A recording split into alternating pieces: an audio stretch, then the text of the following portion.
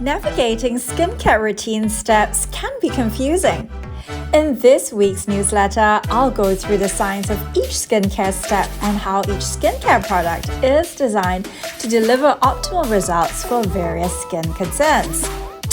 First of all, it is essential to understand that a purposeful skincare routine is built around certain core fundamental skincare steps.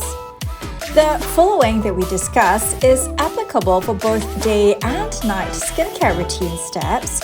For nighttime skincare, you may omit sunscreen and also add on application of a sheet mask and also an eye cream.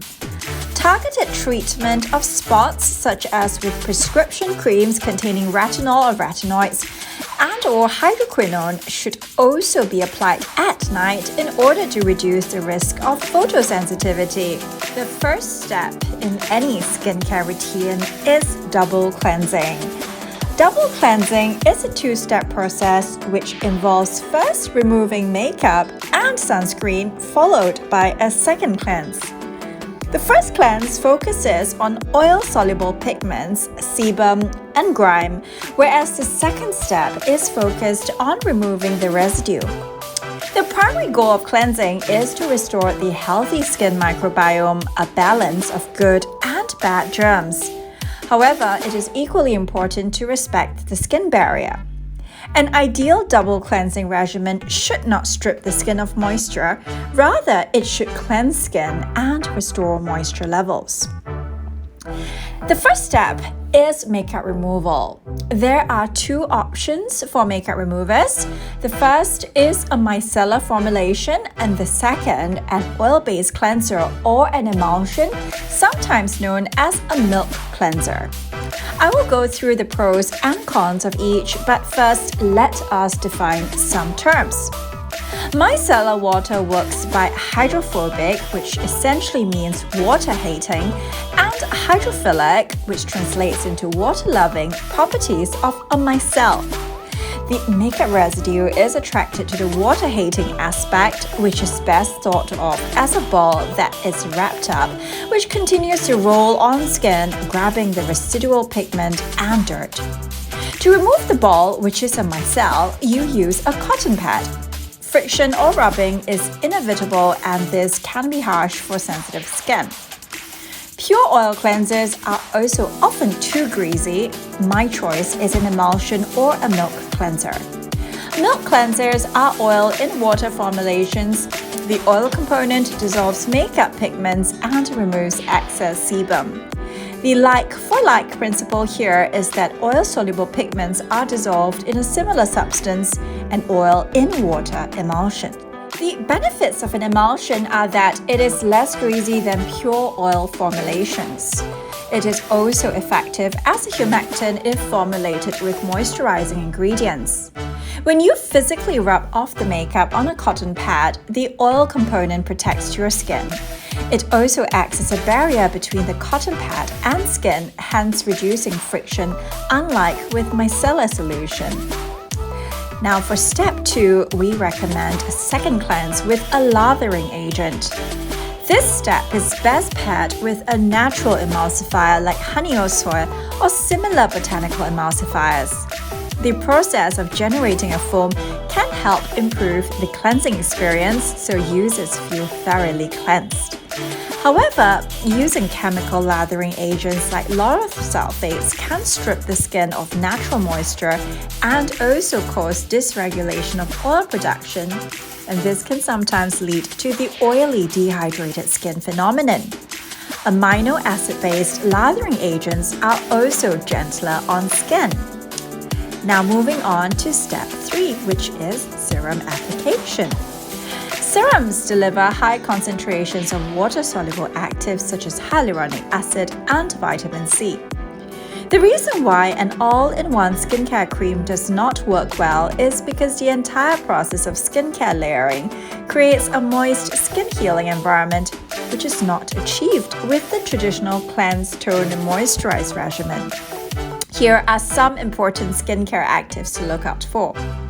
Multi-weighted molecular hyaluronic acid has benefits because it can act on multiple layers of skin and also activate different targets. Stabilized forms of vitamin C include L-ascorbic acid, sodium ascorbyl phosphate, or magnesium ascorbyl phosphate. L-ascorbic acid is acidic and can cause irritation to sensitive skin. For this reason, I usually recommend vitamin C serum formulations based on the latter ascorbyl phosphate compounds. Sodium ascorbyl phosphate also is effective at lower concentrations. The effects of vitamin C are as follows. Firstly, it brightens your skin. Secondly, it creates an antioxidant environment that fights free radical stress caused by environmental damage such as ultraviolet light and air pollution. It also aids in the treatment of acne. For instance, it reduces skin inflammation by blocking a process known as lipid peroxidation in acne-prone, oily skin. Step 4 involves application of your day emulsion or lotion, which is the equivalent of a day moisturizing cream or lotion, but most of the time is a lotion formula because that is lightweight, it feels comfortable on skin throughout the day, and most importantly, is quickly absorbed. The oil and water texture is the ideal day moisturizer because it maintains effectiveness while reducing any uncomfortable sticky sensations. Some important active ingredients like ceramides and also water-soluble actives like plant antioxidants show increased absorption when used in an oil vehicle. The oil in water formula is hence ideal. Now moving on to step 5, which is the facial mist. Many consider this to be an optional step, but it is actually a key step to increase penetration of the skincare actives. The concept of sheet masking is really wet occlusion therapy, which means applying products on damp skin and creating a moist microclimate which enhances skincare absorption. The outermost layer of skin, known as the stratum corneum, naturally impedes absorption of skincare actives. Hence, enhancing permeability is an important principle in an effective skincare routine. The ideal facial mist should contain hyaluronic acid and polyglutamic acid, as these are hygroscopic molecules that help to trap moisture under the surface of skin. Ultimately, this prevents transepidermal water loss, which is a key problem in dehydrated skin. Now, step number 6 is the application of sunscreen, and this is relevant for your day skincare routine. I will usually wait 2 to 3 minutes for the facial mist to fully absorb before applying sunscreen, and the ideal sunscreen formula should possess the following properties. It should be SPF 50 and broad spectrum, blocking both UVA and UVB rays. It should be compatible with one's natural skin color. For Asians and other skin of color individuals, a white cast isn't just unpleasant, it will affect compliance. For example, insufficient product use can lead to lower sun protection. And finally, it is equally important that the sunscreen formula is lightweight, easily absorbed, cosmetically appealing to reapply throughout the day. And now this is a step that I would consider optional. For daytime, oily and combination skin types will do well with just the moisturizer lotion alone. However, if your skin is dry and sensitive, you should definitely use a moisturizer cream formula containing ceramides both day and night. In the case of a day skincare routine, the cream should be used before sunscreen. And ideally, it should be left on to be absorbed for 3 to 5 minutes in order to minimize sunscreen or makeup peeling. For your night skincare routine, all skin types, including oily and combination skin, will benefit from using a ceramide-based moisturizer. It is also important to use a targeted eye cream to reduce fine lines and wrinkles. The key actives to look out for in eye creams should include 4% niacinamide, phytoceramides, and oligopeptides. Niacinamide at 4% has been shown to be effective for skin barrier repair and skin lightening. Phytoceramides are my choice of ceramides. They are derived from plant seed oils, and on top of repairing the skin barrier, they have anti-inflammatory properties. Oligopeptides have an anti-wrinkle effect and are said to be a form of topical Botox because it acts on the neuromuscular junction. And this is what relaxes your facial muscles, leading to the anti-wrinkle effect. Targeted skin treatment, such as over your spots or areas of hyperpigmentation, usually is applied at night. This is to reduce the risk of sun sensitivity. Generally, retinoids can be used over an entire area, avoiding the part around the eyes and lips, as the skin is regarded as more sensitive. Hydroquinone itself is a bleaching agent which should only be used on pigmented spots or as per the physician's directions. I also highly recommend setting aside a day or two in your weekly skincare routine for exfoliation and masking. Masking can be done as frequently as daily, although that would also depend on the individual's preference.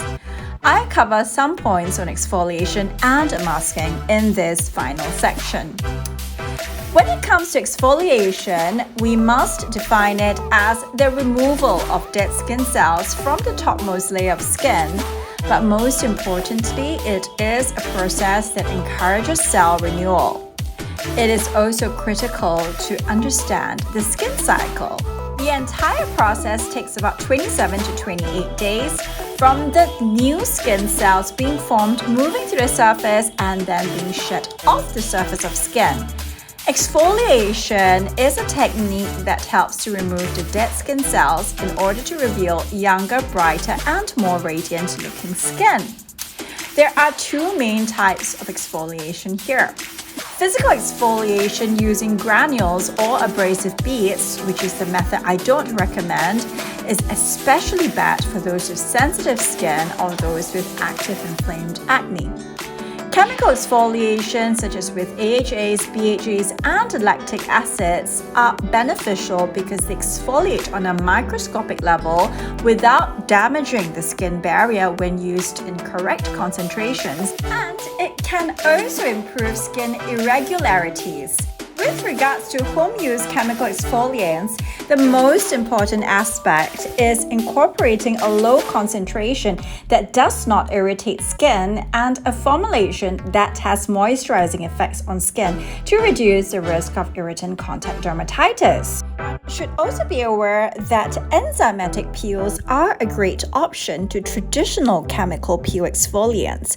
These are based off fruit enzymes such as bromelain and papain, which are based off pineapple and papaya fruit extracts respectively. Finally, I would recommend including masking as part of your weekly skincare routine. The concept of face masking is twofold.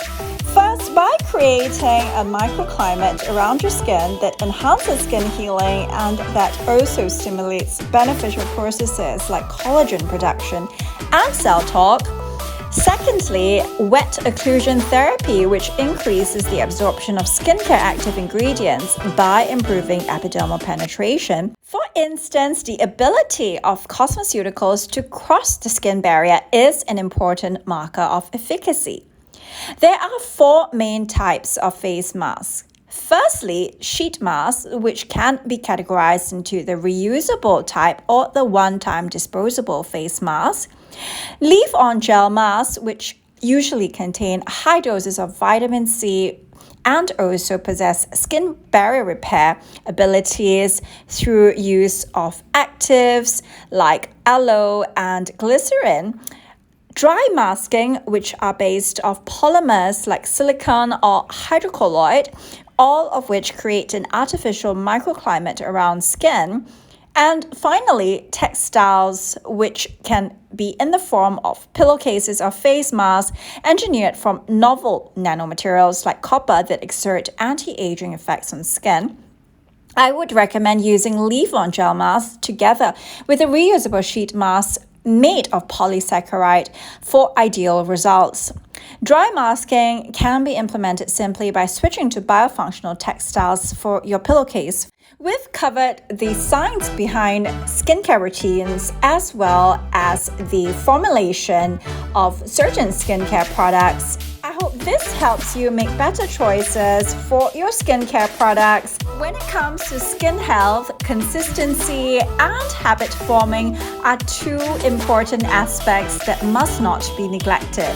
And what better way to embark on your journey towards skin health than to delve right into the science of skincare.